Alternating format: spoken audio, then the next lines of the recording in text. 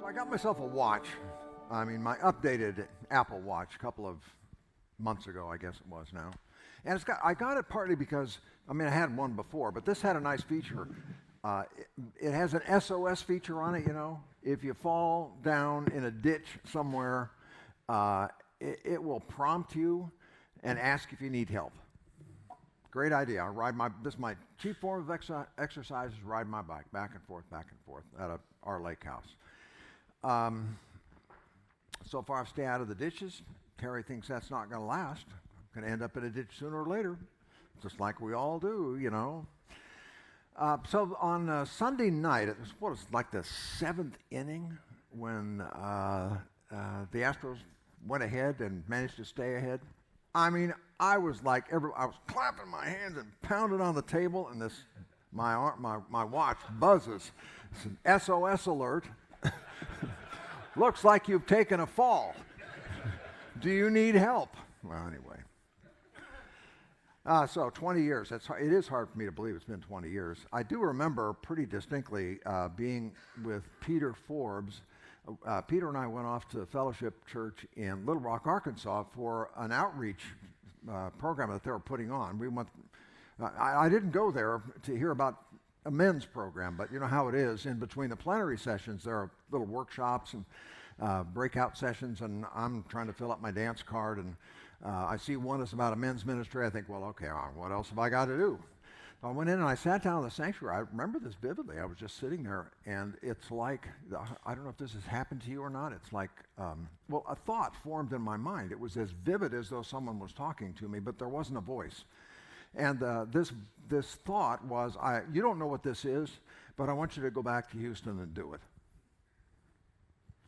So I came back with Peter and described this to a couple of men, and you know, it came together. I'll be forever grateful to that group of men who took it seriously, and all the other men who've been involved in leadership positions for the last 20 years. But you know, I got to say the one guy at the center of it when I was there, and all these years since, been Brett Hurst. This would not have happened without Brett putting his shoulder to it. So my hat's off to you.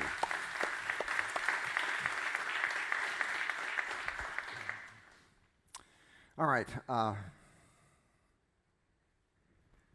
What slide do we have up there? Yeah. We have to have these communications back and forth. Okay, next slide. First slide. Look at that. What have I been thinking about lately? This is, by the way, that's a view from our lake house. It's at a place called Artesian Lakes, which is about an hour and 15 minutes from Houston. We built a house out there 9 years ago, and we've been gradually migrating more and more in that direction. And as of this coming February, we won't have a place to live in Houston. We'll spend most of our time there. That's the view out of my office window, and it's a place that I've come to regard with great affection, both Terry and me. So what should I talk about? You know, since I retired from MDPC in 2013, almost 10 years ago, which is hard for me to imagine, I've been grateful to keep on working. I talk about retirement, but I really have not managed to succeed in retirement yet. And honestly, I thought that I would be the world's greatest retired person, because I mean, I'm made to do nothing. And I thought, man, this retirement thing, but apparently God had other things in mind, so the Robert and Janice McNair Foundation invited me to come and do some work with them, so that's what I've been doing ever since. And I'm grateful for that. I'm grateful to have meaningful work. I don't think I fully appreciated how significant that would be as the years have gone by. And second thing is, I still like making money. And I've discovered that life's expensive. And it doesn't get less expensive just because you retire. So I'm glad, I spent my whole life, like many of you, I've been trying to accumulate so that I can build up, something that will be a resource for Terry and me, and also something to pass on to our children as a form of a legacy. And so I've been glad to be able to do that. I'm really uncomfortable because, I've been trying to accumulate for 50 years. The idea of spending it down, it's a transition that I have not been able to make so far. Well, anyway, none of this is what I really planned on saying. So I don't know how much time I've got. I might be about done. Is it time for me to? All right, well, two thoughts have been rattling around in my mind over the, I don't know, last several years. First one is God comes disguised as your life, which is a comment from Paula D'Arcy, who's a longtime friend of mine. I just love that. God comes disguised as your life. I mean, it's an incredible statement. If you can take that seriously and begin to live into it, it changes, it profoundly changes everything. Okay, the second thing is when you come to the end, we're all just walking each other home. I love that one too. I'm getting closer to the end. Be 76 on my next birthday, and you know, that idea of making the long walk home means more and more to me as I go along. So God comes disguised as your life. How about the next slide? Yes? That's it. God comes disguised as your life. John begins his gospel with this. In the beginning was the Word, and the Word was with God, and the Word was God. All things came into being through him. Apart from him, not was one thing made. Everything has come into, everything that is, everything that you think, everything that you know, and way beyond that comes from this God. But so I wonder why the disguises. I mean, if God's in everything, why can't we see him more readily? And I think it's like trying to look at the sun. You can't do it. It blinds your eyes. Like we went to Nashville for the total eclipse. One was that a few years ago. It was kind of a once in a lifetime deal. And I do remember standing there and we share children with Ron and Betty Perry, and we're standing in their backyard in Nashville. And at that moment, when we went into total eclipse, I don't know if you were in a place where you saw that. The interesting thing, one of the interesting things about that to me was everything went suddenly black and white. It requires more light to see more color. So, but you can't, you really can't look at the sun. You really can't look at the sun. And I heard the other day that there are 200 billion trillion stars. Try and get your mind around 200 billion trillion stars, and our sun is just one of them. So why should we expect to be able to look at the creator of all this? I mentioned that I like riding my bike out. My sense is that God made a particular gift to me in a road up there called the Daniel Ranch Road, otherwise known as County Road 2132. And it goes from Highway 787 to Highway 146, 6 miles long. Half of it's through pastures with cows and the other half's through the forest. And it's paved, and nobody drives on it. It's like my personal biking trail. So I just go back and forth on that thing till I've got as many miles in as I want to get. But honestly, so often when I'm riding along on my bike, I just look at the pasture and the trees and the cows, every time they watch me go by.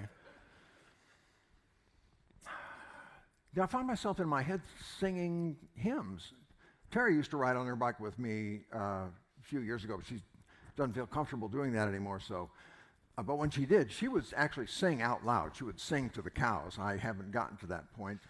But I think the words, rocks and trees and skies and seas, his hand the wonders wrought. I mean, just the world is so incredibly spectacular.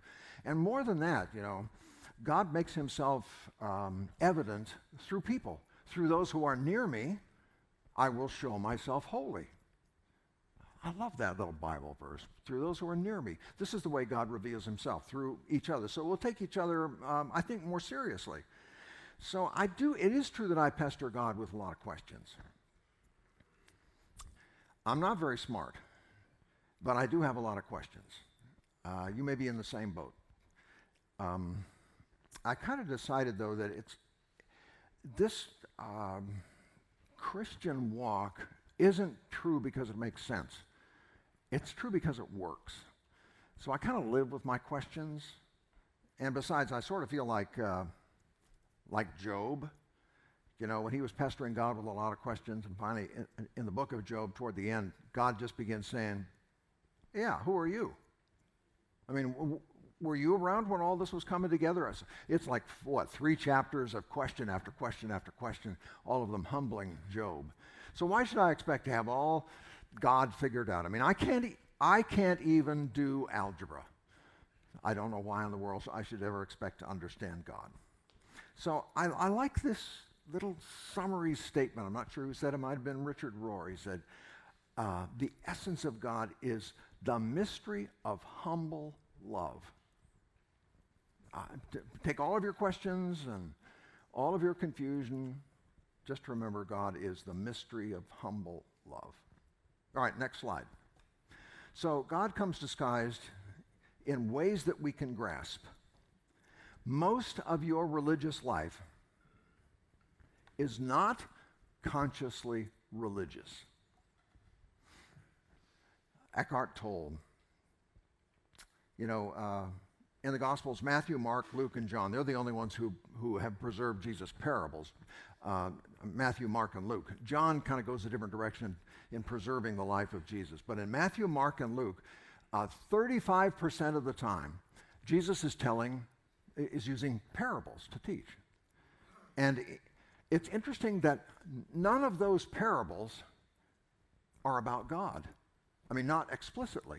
They're about all sorts of crazy things that are true for us in life. They're about weddings and banquets and family tensions and muggings and farmers wrestling with rocks and trees and et cetera, et cetera. There are deals that go good and bad. There are estranged relationships, legal entanglements, nagging women.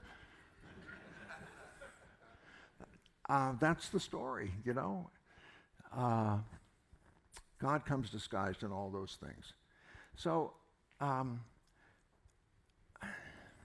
think Jesus wants us to look at the world because of this, because he's put things together in this way. He wants to look at the world with much greater curiosity and intensity. A few of us, several of you in this room, spent a couple of weeks with Terry and me on this. We went to the Passion Play in Oberammergau, Germany. I could give a whole talk on that, but I won't. So we were together for a couple of weeks with 55 people. Terry and I went to the Passion Play in 2010. They only do it every 10 years. So we thought, well, we were so impressed by it, we thought, well, let's see if a few people would like to go with us. So the first part of September, off we went. Went to a number of Central European cities, ended up in Oberammergau. Anyway, so my main theme that week was the same as this: God comes disguised as your life. And I was encouraging the people who were on the trip with us to look for God in his varied disguises. Now, it turned out in a weird sort of way that I think it was on day 2, 20% of our group became suddenly violently ill, with that illness. I mean, we had stuff flying everywhere. And it struck most people when we were on a day trip about an hour away from the hotel. My poor wife was stricken with it. A lot of people spent some time outside the bus, vomiting. Terry and I were in the front seat, 2 people next to us across the aisle. The husband had already gotten it, and he was kind of in recovery phase. His wife, it was just, that feeling? It's coming. And so she leans over and she asks, how long till we get to the hotel? 45 minutes. Well, she didn't make it. And it kind of went everywhere. Got off the bus, another woman we're in downtown Prague. She just barfs right in front of the bus with a huge crowd of people standing around. I mean, it was absolutely humiliating. But it was interesting. 2 weeks later, when we got together, we're having our last night together. People are talking about what meant something to them. I was surprised at the number of them who mentioned how significant that was at the beginning in bonding people together. I mean, what a weird, sick way for God to disguise himself. But that's the way it goes. So there's a landscape photographer he's Austrian, I think, and he made a name for himself taking pictures, and he's got like 38 books of his landscape photography. But in 1998, everything changed for him when he was, I think it was in Italy, taking pictures, and came across a farmer, I think it was. His dog had had a litter of puppies. All the puppies were gone except one. It was the runt of the litter, and Tony said, "Well, I guess I'll take on a dog." And so the dog became his companion, but also became a terrible annoyance to him because the dog kept getting in all the pictures he was trying to take. He's always chasing the dog out. Finally, it occurred to him, why don't I take pictures with the dog in them? Like, okay, what's this next slide look like? Yeah. How about this next one? That's a lifeguard stand, I think. How about the next one? I think this next one is the one I like the most. All right, so next slide, please.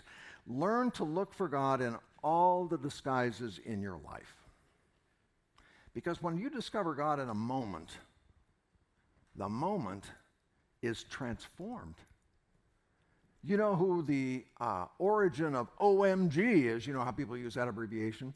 OMG, well, you know who came up with that? God. Oh my God. Whenever you see God in a moment, OMG. All right, next slide. So when all is said and done, we're really all just walking each other home.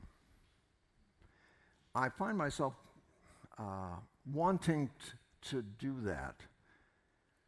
I don't know. I don't know if this has happened to any of you, but I'm just at the point in my life, the way I'm talking, I'm sounding like an old man. And I guess I am an old man, but I don't really feel that old. But nevertheless, you do have a certain sense of being, of the runway getting shorter and shorter. But on this final leg, I find myself thinking, well, what's it going to be like when I take my last breath? You know? When you're laying there in the bed, you know it's coming. God, what's that moment going to be like? What will I hope will be true?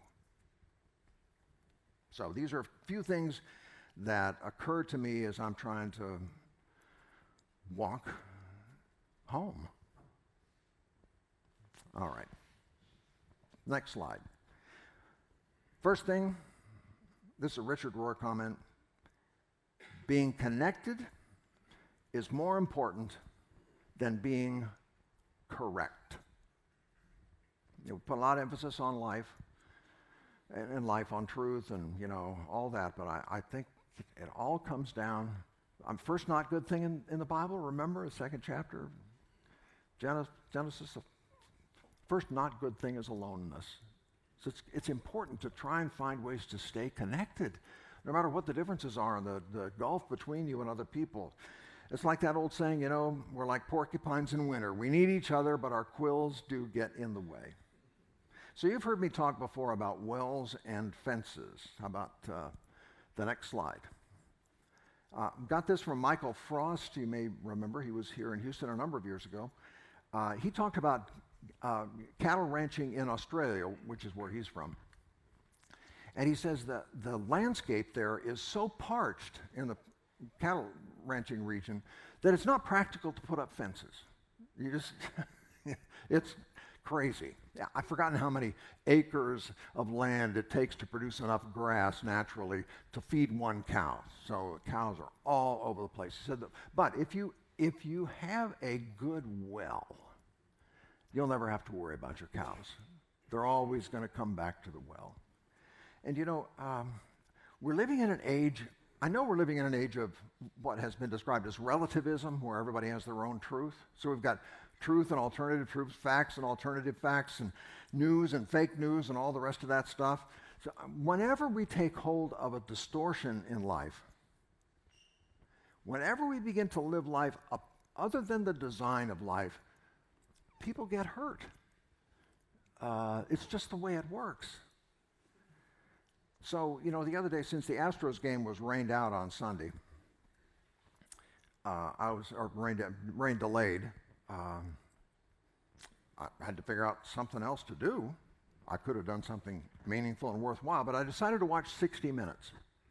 I don't know if you saw that, but it was on the Dominion accounting software, which has been in the news so much because of accusations being made about it not being accurate, and the guy who developed it in late 1990s, he was talking about the effect of so many of the teaching, the news, that the software system that he had developed was corrupted. And he talked about, I don't know if you saw it, but he started to cry. He talked about the impact that's had on his family, the things people have said about him, things that people have done to him. He said just the day before, one of his employees had called in tears and was talking about, some bit of hostility that was expressed toward her daughter, I think it was. When things get distorted apart from the design that God made, apart from truth, then people get hurt. Alex Jones, the guy who's going around, I don't know where this stuff comes from, saying that Hollywood, or that Sandy Hook was a Hollywood invention. It was a play put on, an alternative thing.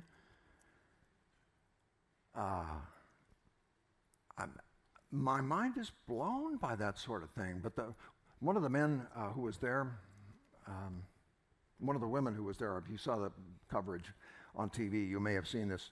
One of the mothers of one of the children who was killed, she sat there in the witness stand and she said, "I'm real.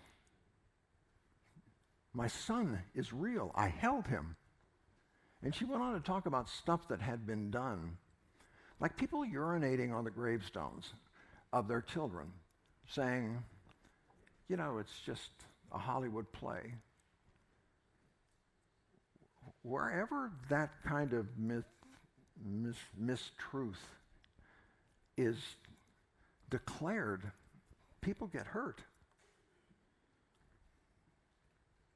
A pastor friend of mine, this was a number of years ago, he was very concerned about a decision that had been made. So he was concerned about some social trend, and I completely shared, I'm a fairly conservative guy, completely shared his concerns. And he wanted me to join some other pastors and people in doing a demonstration in front of the city hall downtown, or write letters of condemnation and send them around this place and that place. I suppose there's a time in my life when I would have done that. But honestly, what I was thinking, and this is what I said to him, I had one of the most difficult conversations I've ever had with another pastor. I said, that ship has sailed. That decision's made. People are already going in that direction. You can demonstrate in front of City Hall all you want. You can write letters of condemnation and all that. But as for me, I think you got to do it. You have to find another approach. The fences that we've built aren't working anymore. People trample the fences. But because when we trample the fences, people get hurt, now there's something else that's going to happen. They're going to need help. They're going to need a well. They're going to need a place to go for refreshment. So, it's true that our society needs fences, but people are people, and they'll try just about anything. I'm a great believer in pain. When things get painful enough, we finally make the change. But until they get painful enough, we won't do it. So, we need to begin to look at people in a different way.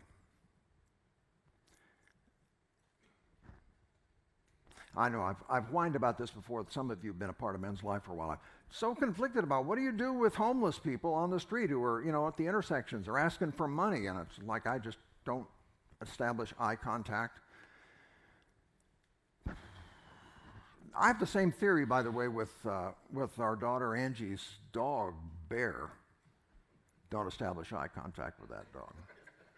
If you establish eye contact with that dog's going to be all over you, beating you to death with his tail, licking you. I mean, when I put it that way,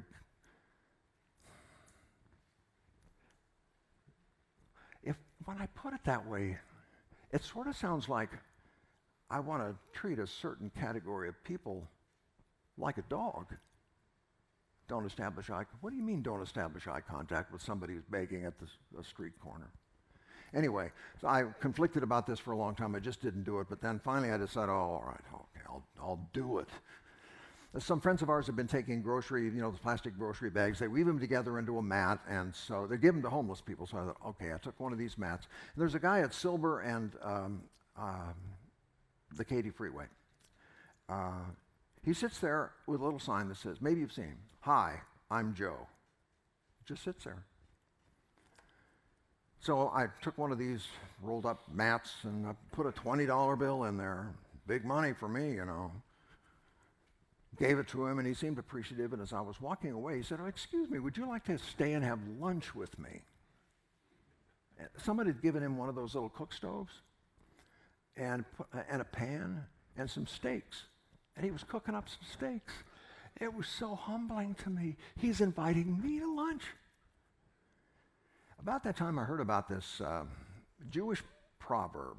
Before every person goes an angel announcing, "Behold the image of God."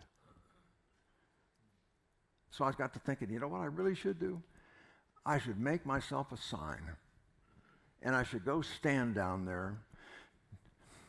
Joe will have his sign, "Hi, I'm Joe."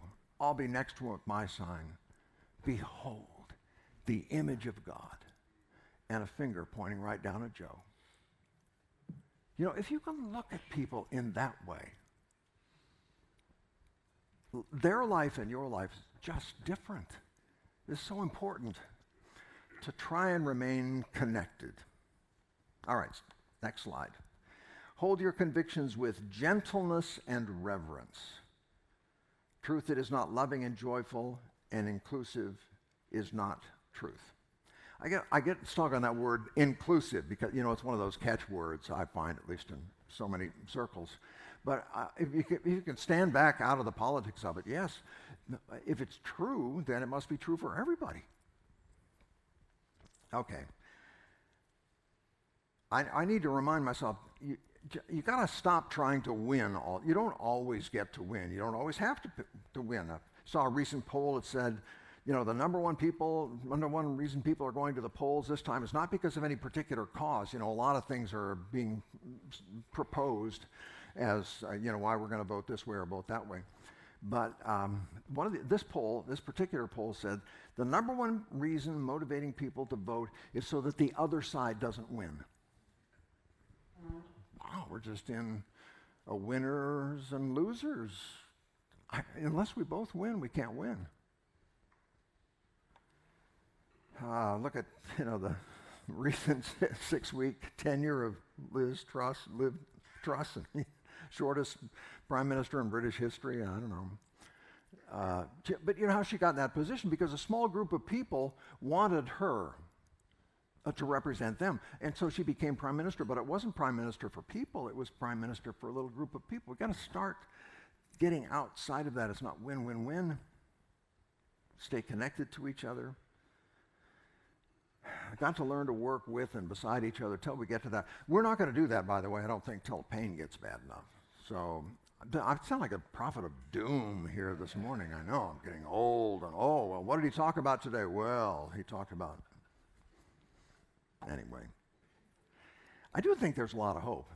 But I think to get there, it's going to require motivation. The motivation is going to involve some pain. Richard Nixon and all of the catastrophe that was true for him at the end of his life. Richard Nixon, the day before he was going to leave the White House, he asked Henry Kissinger, as Secretary of State, to come over and visit with him. And he came to the White House, and Nixon took him upstairs to the second floor to the Lincoln Room. I'm talking like I know the White House. I don't know, but I hear the second floor is where the Lincoln Room is. And he went in there and he said, "Henry, I'm not an Orthodox Quaker and you're not an Orthodox Jew. But would you pray with me?" And he got down on his knees and he said, "What have I done? What have I done?" So I think it's just time to get down on our knees and begin digging wells for each other, for wounded people. Oh, yeah. Next slide. You know, my house, there was an intersection near my house when I was a kid growing up. And I used to, I was raised in a very rural area, and I used to blow through the stop sign at that intersection. My parents kept telling me, you got to stop at the intersection. It's kind of a blind intersection. That's why there were stop signs there. Somebody's going to hit you someday. Yeah. Well, one day I got hit. My parents were actually in the front yard when it happened. It's pretty freaky to them. Not terribly serious, but serious enough. You know, when my parents came out into the street, they sort of picked me up, and they took me in the house, laid me on the couch, bandaged up my wounds, put on some ice packs. They never once said to me, "We told you so." They just took care of me. You know, the fences in so many ways are down. The world's not really going to need so much a lot of folks who are self-righteously announcing, "We told you so." What the world is going to need is somebody to come along and pick people up, bandage them, put them back on the road again. Most of the time, what people need is comfort more than condemnation. Because, and this is the next slide, after all, we're all drowning. I don't know if you've noticed that or not. Next slide. I don't know, 20 years ago, we were vacationing in Cancun, and my son Grant and I went out to surf, body surf. And it was a spectacular day. The waves were up, and we thought, boy, this is going to be great. Well, we got out there, and we got sucked into one of those rip currents, and we found ourselves in a place where we couldn't put our feet on the ground. And the waves come with such frequency there that one would wash over us, and you'd come back up out, you get about a half a lung full of water, and the next one would come over you. And I remember looking over at Grant looking at me. I'm thinking, we might die here. And I did something that I had never done before. I cried, "Help!" at the top of my lungs. But, you know, the waves were so noisy, and we were far enough from shore. People couldn't hear us, and besides, we just looked like a couple of people who were having fun. I think a lot of what passes for people having fun in the world these days is really people drowning. I mean, they're trying to make it work. It looks like it might work, but I'll tell you two things that unite every one of you in this room, and that not unite every one of you in this room and everyone else in the world. There are two things that are true in every single person. These are the universal truths. The first is suffering, and the second is love. Every one of us is wrestling with those two. Those are the sub-themes of all our lives. Suffering and love. By the way, suffering means every time you don't get your own way. So these are the two universal transformational truths. Every religion, every culture, every person, we're all united in this. Garrison Keillor, you know, when he got to the end of his storytelling career, he said, when you get to the end, you discover that there are no answers, there are just stories. For a long time, I hated that statement. I thought, wait a minute, there are answers. I mean, I'm a pastor. I'm in the answer business. People come to me for answers. But, you know, underneath all that, behind every answer, there's a story about how that person got to that place to think that thing. And if you can get through the superficial truth of it and into the story that backs it up, changes the way you deal with people.